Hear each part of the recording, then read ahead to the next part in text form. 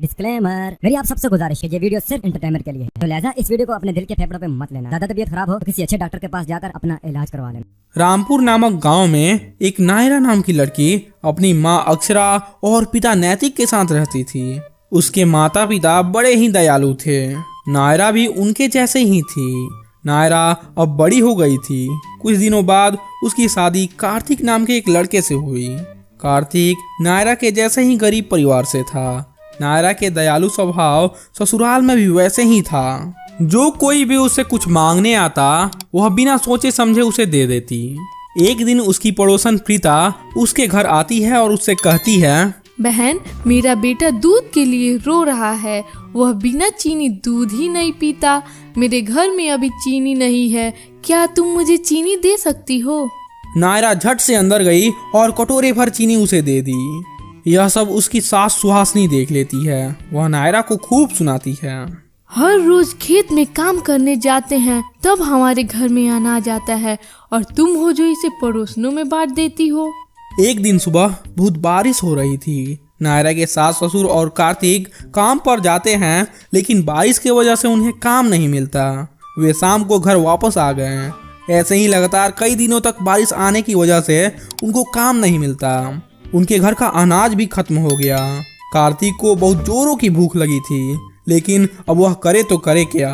तभी उनकी पड़ोसन प्रीता आती है और बोलती है, अरे क्या हुआ, इतनी उदास क्यों हो?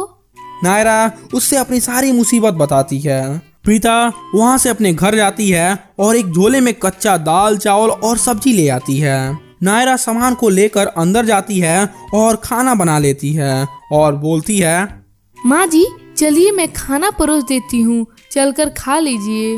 वह खाना लाने किचन में जा ही रही होती है, तभी कोई उसका दरवाजा खटखटाने लगा।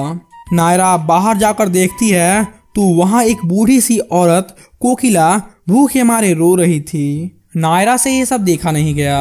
वह उसे देने के लिए अंदर से खाना निकाल कर ला ही रही होती है, तभी सुहासनी उसे रोकती है।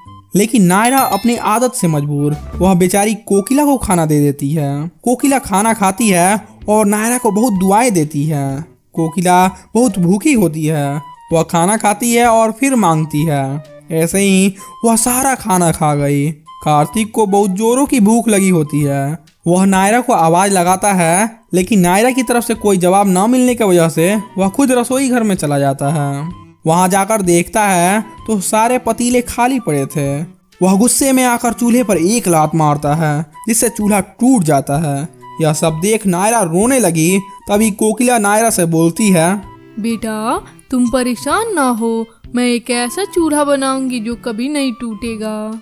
वह वहीं से मिट्टी लेती है और नायरा से पानी मांगती है और थोड़े ही देर में एक बहुत सुंदर सा चूल्हा बना देती है और बोलती है, इस चूल्हे पर पतीले रखकर तुम जो कुछ भी बनाना चाहोगी वो बोलने से ही खुद ब खुद बन जाएंगे। नायरा इस चूल्हे को अंदर ले गई। वह उस चूल्हे पर पतीले रखकर जो कुछ बोलती वह झट से बनकर तैयार हो जाता।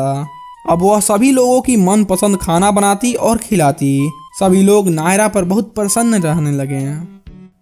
तो आपको कैसी लगी यह कहानी?